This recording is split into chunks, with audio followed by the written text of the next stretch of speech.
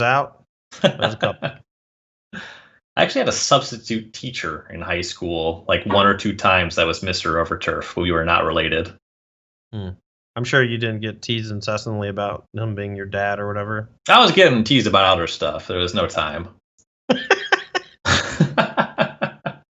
All right, well, Teferi Time Raveler here, doing its thing, if you will.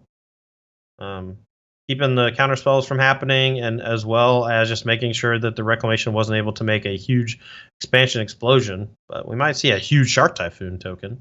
Yeah, Elspeth Conquers Death, takes care of Reclamation, but a couple copies of Typhoon and an explosion in Autumn's hand. Teferi is plussing. Looks like there's mana for a 6/6 Shark currently, and there's a 5/5 Krasis that is going to stay home. Yeah, this was a cognate decision from Tyler not to attack with a Krasis to protect from that Shark. To keep that Teferi alive and healthy. Let's see if there's some way for Autumn to knock that Teferi off this turn. Well, how about attacking for 6? Hydrate Krasis jumps in the way, so Teferi will stick around, but the Krasis is down. How do you feel about just casting Shark Typhoon and then Growth Spiral and then opt?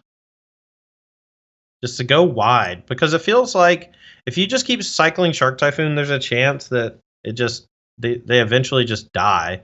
I mean, obviously, if you cast Shark Typhoon, you leave yourself vulnerable to some sort of removal spell, I guess. I'm intrigued by the line. You do need another land to actually be able to cast the opt in that sequence. Autumn's going to go with an explosion for 4. Stop the Teferi from bouncing the Shark. I do like this line.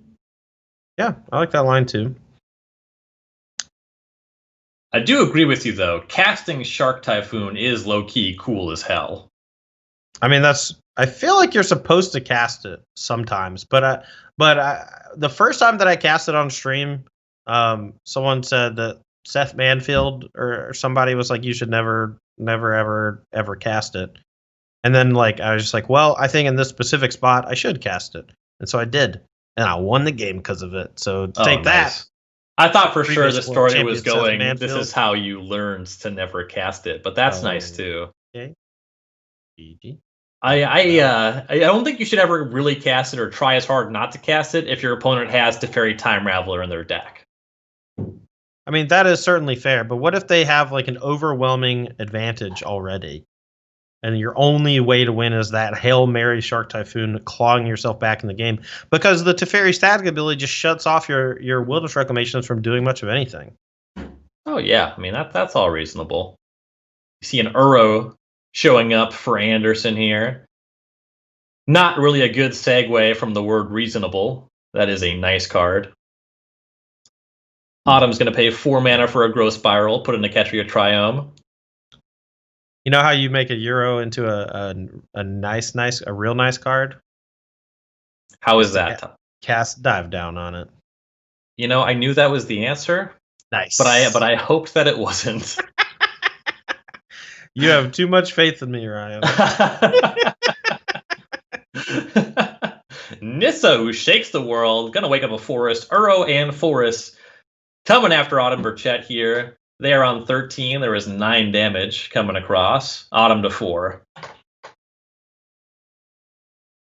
And you have to wonder if it was worth casting that Growth Spiral for 4 mana last turn, because now we're just, I guess we're charging the Blast Zone up to 3 so we can kill the Euro and the Teferi. Maybe that helps unlock the rest of Autumn's hand. Even with the Ether Gust that they can play on the draw step to put the Nissa back on top of the deck for like half a turn. Seems pretty good. Yeah, there goes the Blast Zone. Uro and Teferi down. I guess they also just have Negate, so main phase Ether Gust as well does some amount of work. Yeah, if this doesn't get countered and it's drawn and recast, that means the counter spells are good. And if it does get countered, what are we even talking about? Right. This is still a little precarious. Autumn on 4 against that 3/3.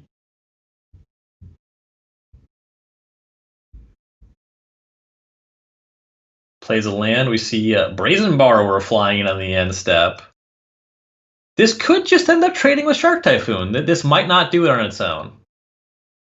Yeah, I think what's going to happen is you're going to see Autumn use Negate on the Nissa, and then cycle a Shark Typhoon for small amount just to trade, and then going down to 1 against the Forest, and Autumn's going to need to find some way to deal with the Forest next turn. So Nissa redeployed, that catches Negate. Now with this time-shifted match, unfortunately, we can't really get good eyes on Anderson's hand here. Apologies for that. But things never take too long to play out on Arena. Oh, for sure. The games come to their conclusions usually pretty quickly. If as far as mechanically is concerned, that's one huge upside that Arena has. It's really smooth thanks to how they designed all of the passing priority and things like that. Like they made it play really quickly, which I love. There was an attack for 6. Shark Token catches the Borrower, but now Autumn's hand is just a bunch of junk. It's going to be tough to answer the 3/3 and this Uro escaping. Yeah, but Opt can perhaps do it. Opt will take a look. What does Autumn see? Negate. That's no good. That'll go to the bottom. Growth Spiral. It's a redraw. It is. And with Wilderness Reclamation in hand and no Teferi in play, we got a lot of redraws now too with the Triome. I'm thinking about scrying 2 before drawing off the Spiral or the Triome in hand. We see Expansion and Breeding Pool. Gonna have to do some math on this expansion. There's 2 threats to be dealt with. Expansion Explosion is left on top, Land Scry to the bottom. Wilderness Reclamation cast.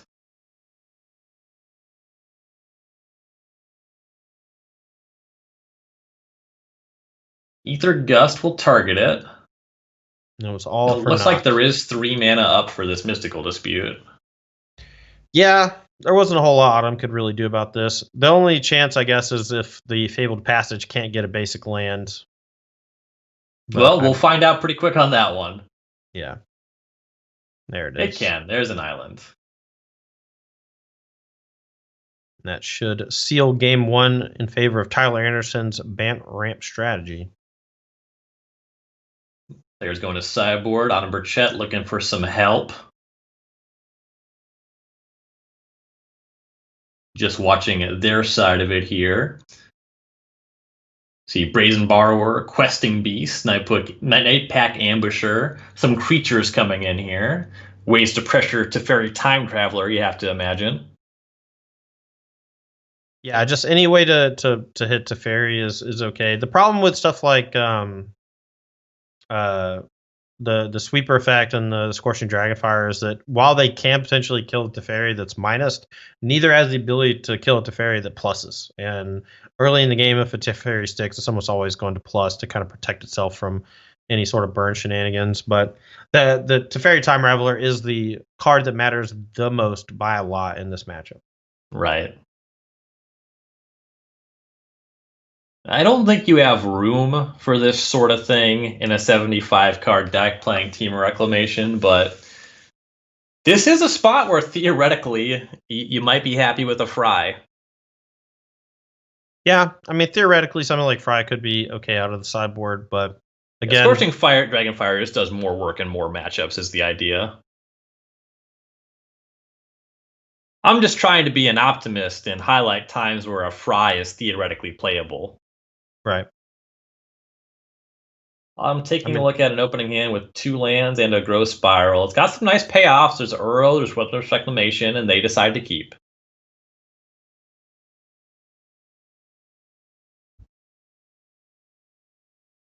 Draw is Negate. Big look with Growth Spiral. Finds Growth Spiral. That is a rough start. You know, we call that one. We call that one the Turd Ferguson. Well, here's a Forest. It's land 3 on time. Autumn now sitting on Negate or Growth Spiral. No action from Anderson, so Growth Spiral it is. There's a Breeding Pool. Things turning around a bit for Autumn. You didn't ask me why I call it the Turd Ferguson. Correct. Night Pack Ambusher drawn by Autumn. Ketria Triome cycled by Anderson. It's because it's what happens to me all the time. A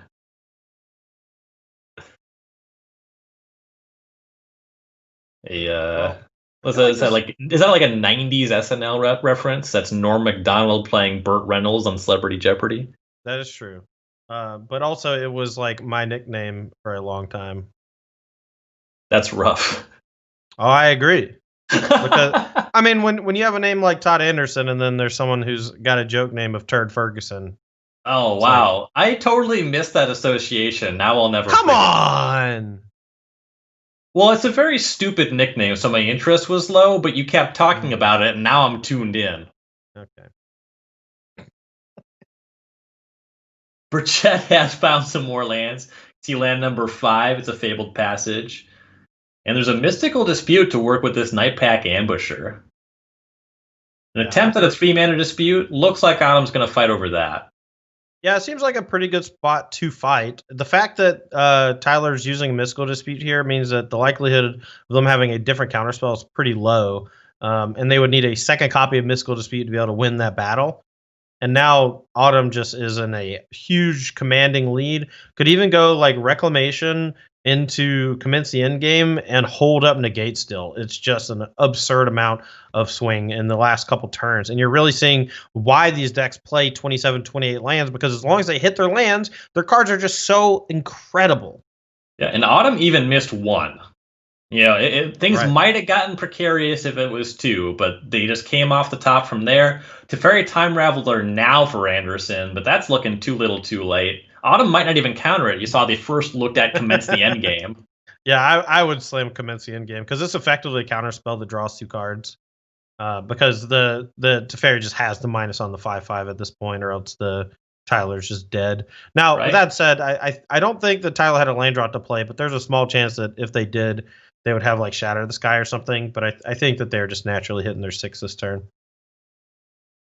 And the team left over after that Teferi bounce is 9. It's 1 shy of lethal. Kind of easy to clean up the Teferi and go for some damage on Anderson here. Yeah, choosing to send 2 tokens at the Teferi to kind of guarantee a kill. Very little that can affect the Teferi dying here against 2 attackers. 1 attacker, you might have like a Brazen Bar bounce or something. And Autumn has a mana advantage and the negate in hand. It makes a lot of sense to use this amount of resources to open up the ability to use that counterspell. Absolutely. There is a petty theft on the ambusher. That's the one that's going upstairs. Anderson trying to conserve some life. Yeah, 10 life going down to 6. You know, Autumn was actually just short of lethal, just barely. Um, Now, though, with the Reclamation coming down, Autumn can move to instep, QQ, float 3, untap, play the Nightpack Ambusher, still has just an outrageous amount of mana left over, which includes access to a negate. So this is a tough one. Access to a negate, access to cycling a Shark Typhoon, Uro backup. Things are looking good for the Mythic Champion. Yeah, I'm going to save about 100 people in chat's life right now. I'm guessing a lot of you play Wilderness Reclamation on Arena. They have a new functionality where you can press Q twice. That's why you heard me say QQ. And it taps all your lands for the top mana or whatever, or the leftmost mana, whatever it makes. So when you're reclamating and having to float all that mana, you don't have to do it manually anymore. Just QQ, baby. I believe reclaiming is the verbiage we were looking for. All right. I I honestly do not even know what you're referring to. So you said reclamating. Ah. I've been watching a lot of Jeopardy, so I apologize. Ross Merriam strategy. Stickling for linguistics is kind of becoming ingrained in me, and it's horrible. I got to work on that. All right. Like we're starting off here with game 3. Autumn's going to be on the draw. Mulliganing here. Finds a fine 6-card hand, thinking about what to put on the bottom. I mean, it's fine-ish. Doesn't have Growth Spiral. They're choosing to put Euro on the bottom specifically because they don't have a 3rd or 4th land. And once they get the Reclamation on the battlefield, the commence the endgame should be unlocked closely thereafter. This is tough. I don't really know what I would put back here. Yeah, the hand's kind of medium across the board. You got to try to assess which of these cards could theoretically punch above its weight class. Right. Autumn I think decides to put expansion on the bottom. yeah. I think that I actually was considering negate, but having that negate for the turn 3 Teferi I think is too important. But everybody knows that, so the odds of Tyler casting the Teferi on 3 is pretty low, and he may want to wait till 4 so he can dispute back up if he has access to that. Yeah, not even an untapped land, just Temple of Plenty on 3 as you see Burchett picks up Growth Spiral. And you see some frustration here, some mousing over the hand, some clicking on the battlefield. Yeah, here is Growth Spiral. Can we get a land? Yeah, and if there's an immense amount of discipline in not main phasing the Growth Spiral there to try to hit the land drop, and you'll see that a lot from top tier players where they don't let something like a Mana Screw or Mulligan or whatever frustrate them too much into making the wrong play. Because if Autumn main phases the Growth Spiral, there's no way to hold up that negate, and unfortunately for Autumn, that would have meant losing to a Teferi basically on the spot. Anderson responded to Growth Spiral with a spiral of his own, uses Ether Gust. Autumn's going to put that Growth Spiral in the bottom, no thank you. Finds Stomping Ground, so there's a land. Is that enough is the question. It's only land number 3. Are we still playing? Question of whether you want to shock. Autumn decides to put it in tapped. This turns off the option of Flash and Brazen Borrower, but there's still some 2-mana stuff. For example, this negate on Teferi Time Raveler. That works. That is a good swing. However, backup copy for Teferi right there for Anderson. Yeah, and this is basically game over because Tyler already has a huge mana advantage. Autumn is just missing land drops back and forth, and we're going to see Tyler getting passed back to with an active Teferi and a huge mana advantage. Nissa, who shakes the world, coming down. Oh, my lord. Now, you might have seen some sitting around with Teferi, but Nissa is not slow to close the game. We saw Burchett miss on a land with Uro. Anderson's going to start with an Uro of his own, not escaping it just yet, but the writing is on the wall on that one. Burchett finds land number 4. There are some Wilderness Reclamations in hand. From 18, already facing down 1/3/3, there is a lot of work to do. Yeah, no kidding. I just, the game is not technically over, but it's going to take an immense amount of good sequencing and good draws from Autumn to claw back into this game, specifically because Time Raveler shuts off the ability of Wilderness Reclamation to really do much of anything. I think maybe the best shot is if Autumn goes Reclamation into cycle a Shark Typhoon for 2, but even then, that just sounds trivial at best. That rope is burning. This is the whole game, though. If Autumn can't figure this out right now, it's going to be a Growth Spiral. Finds an Ether Gust. I mean, Autumn even has like the Brazen Borrower to bounce the Teferi, but the problem is Teferi forces you to play at sorcery speed, and Autumn doesn't have a way to contain it on the way back, so bouncing it effectively doesn't do anything. Steam Vents enters tapped. We're back over to Tyler Anderson. There is a Growth Spiral. Here is Uro. Cruising, baby. You see how fast Tyler's playing, and the game is over. Autumn Burchett has seen enough. That means, I alluded to the possibility of Corey Baumeister being on a collision course with Autumn Burchett and not wanting it. Both those players go to 3-1. So Corey doesn't want to see it. We in the booth kind of want to see it.